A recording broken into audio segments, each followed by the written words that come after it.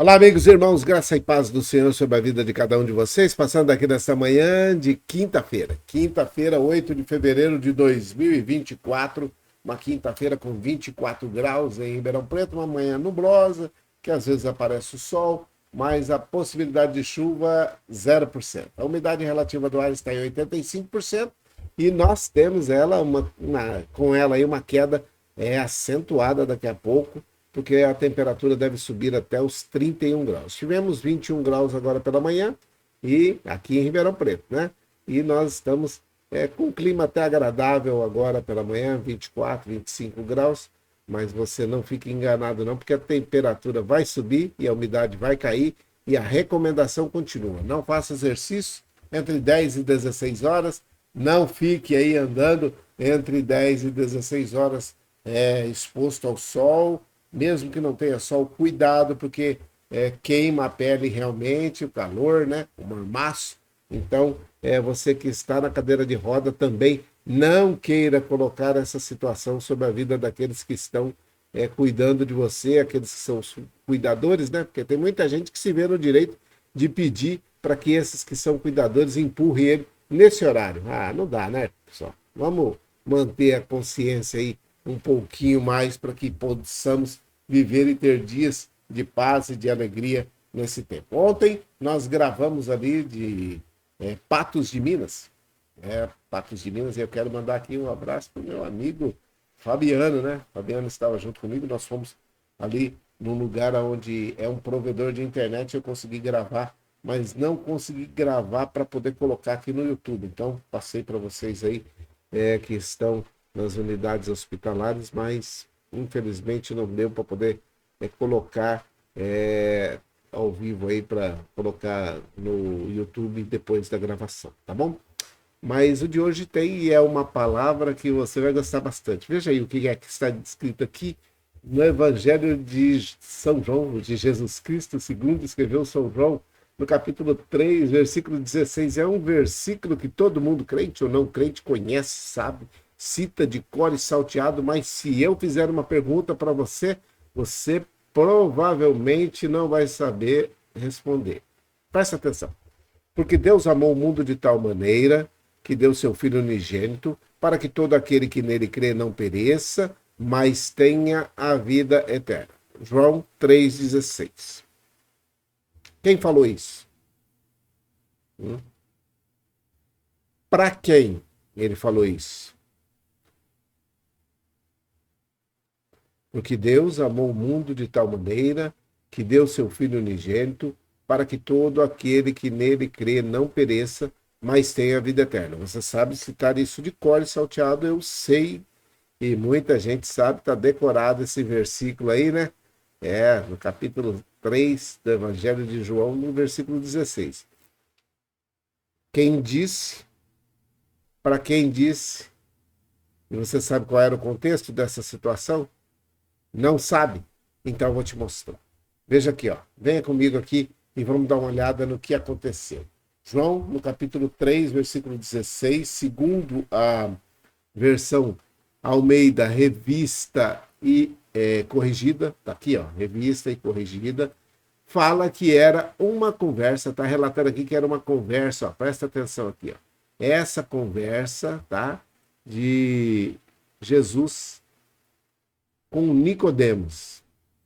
Presta atenção o que aconteceu aqui, ó. E havia entre os fariseus um homem chamado Nicodemos, príncipe dos judeus. Então, Jesus estava instruindo Nicodemos. Então, para quem era? Para Nicodemos. Quem falou? O João 3,16? Jesus. Então, ele estava instruindo Nicodemos. Porque Nicodemos fez o quê? Veja lá. Ó. Este Nicodemos foi ter de noite com Jesus e disse-lhe: Rabi, bem sabemos que és mestre vindo de Deus, porque ninguém pode fazer os sinais, estes sinais que tu fazes, se não for de Deus, ou se Deus não for com ele. Jesus respondeu e lhe disse, ou disse-lhe, na verdade, te digo que aquele que não nascer de novo não pode ver o reino de Deus. Era um bate-papo, né? De noite, Nicodemos vai, procura Jesus e pergunta para ele, olha aí, eu quero saber, Nós sabemos que o Senhor é o mestre, vindo de Deus. Porque ninguém pode fazer os milagres, os sinais que o Senhor faz, se não for Deus com ele, se Deus não estiver com ele. Então, veja aí o que é que está acontecendo. Disse-lhe Nicodemos, como pode um homem, olha isso, isso aqui é uma pergunta, como pode um homem nascer de novo, sendo velho? Porventura pode tornar a entrar no ventre de sua mãe e nascer? Que pergunta, hein? Pode voltar no ventre da sua mãe e nascer? Jesus, no bate-papo ali com o Nicodemos, disse assim, na verdade te digo que aquele que não nascer da água e do Espírito não pode entrar no reino de Deus. O que é nascido da carne é carne, o que é nascido do Espírito é Espírito. Presta atenção no versículo 7. Não te maravilhes de te ter dito, necessário vos é nascer de novo. O vento assopra onde quer, e ouves a sua voz, mas não sabes de onde vem, nem para onde vai. Assim é todo aquele que é nascido do Espírito. Nicodemos respondeu-lhe e disse, como pode ser isso? Complicado essas palavras. Essa conversa nossa aqui, eu vim para poder tirar uma dúvida e o senhor está colocando mais dúvida em mim. Deveria ser o que ele estava falando ali, ou queria falar com essas palavras. Jesus respondeu e disse-lhe, tu és mestre de Israel e não sabes isso? Na verdade, te digo que nós dizemos o que sabemos e testificamos o que vimos, e não aceitais o nosso testemunho. Presta atenção. Se vos falei de coisas terrestres e não crestes, como crereis se vos falar das celestiais? Complicou um pouquinho mais.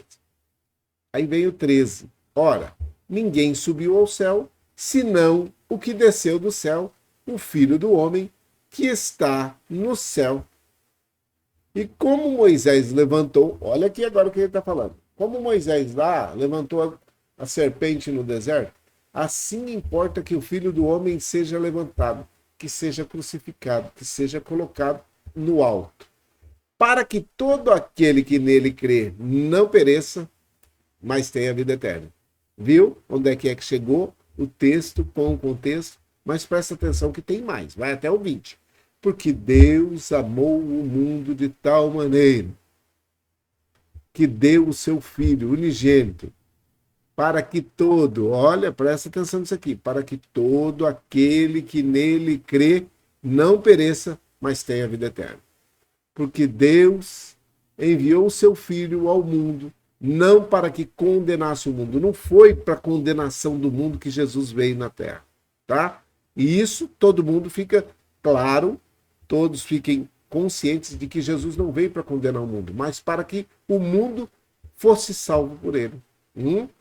Presta atenção. Quem crê nele não é condenado, mas quem não crê já está condenado. Percebe? Após Jesus Cristo, quem não crê nele, no sacrifício lá da cruz do Calvário, já está condenado. Não sou eu, é a Bíblia, tá? O mundo, presta atenção, mas, presta atenção aqui nessa situação aqui, que isso aqui é muito importante, pessoal. Quem crê nele não é condenado, mas quem não crê já está condenado, porquanto não crê no nome do unigênito Filho de Deus. E a condenação é esta, presta atenção, que a luz veio ao mundo e os homens amaram mais as trevas do que a luz, porque as suas obras eram más.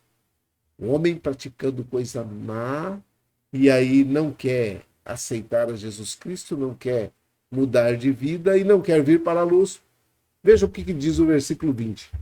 Porque todo aquele que faz o que é mal aborrece a luz. E não vem para a luz, ao medo da pessoa, não vem para a luz para que as suas obras não sejam reprovadas.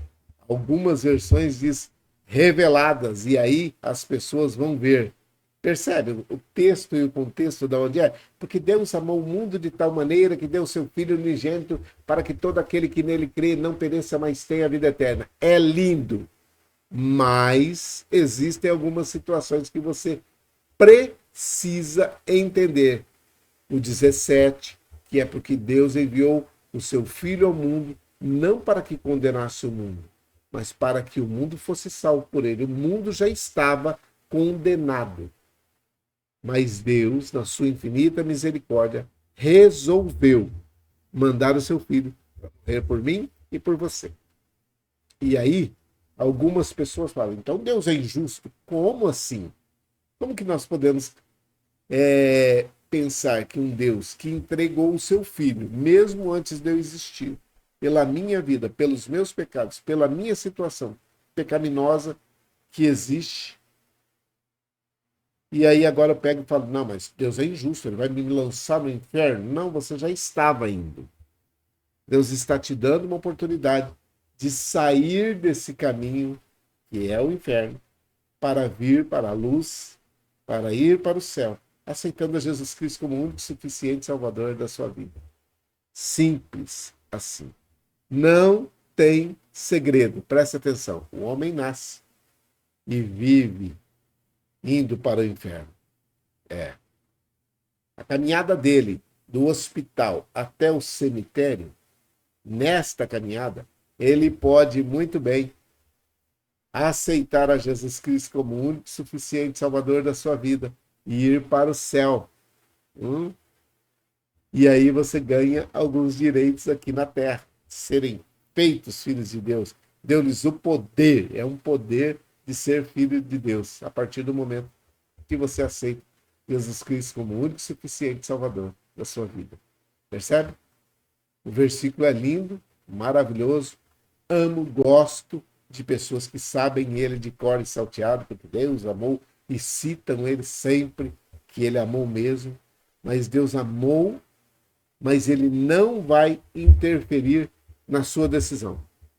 Você vai ter que decidir. Está colocado diante de você o caminho do bem e o caminho do mal. Escolhe o caminho do bem, que é Jesus Cristo, e vai para o céu. E vamos para o céu morar com o Senhor lá na eternidade. Beleza? Então, toda vez que alguém citar esse versículo, você lembra. Esse versículo era de um bate-papo de Nicodemos com Jesus, e Jesus estava explicando para Nicodemos como é que faz para poder ser salvo. Qual é a atitude que tem que se tomar para que seja salvo? Precisa decidir, tá bom? Decida por Jesus, decida entregar a sua vida a Jesus nesse tempo de 2024. E aí, com certeza, você terá garantido a vida eterna sobre a sua vida, tá bom? Então, fica aqui isso para você, fica aqui o recado, o sacrifício já foi feito, basta que você aceite. Se com tua boca você confessa que Jesus Cristo é o Senhor, e no seu coração, bem lá no fundo do seu coração, você crê que Deus o ressuscitou dentre os mortos, você será salvo, tá bom? Vamos orar? Vamos orar. Ore aí. Você pode orar por todos aqueles que estão precisando de uma bênção especial nesse momento, tá bom? Pai, em nome de Jesus, o teu filho amado, nós oramos por todos aqueles que estão precisando de uma bênção especial. O Yuri, que nesse momento já está curado. Nós oramos porque o Senhor foi bom para com ele.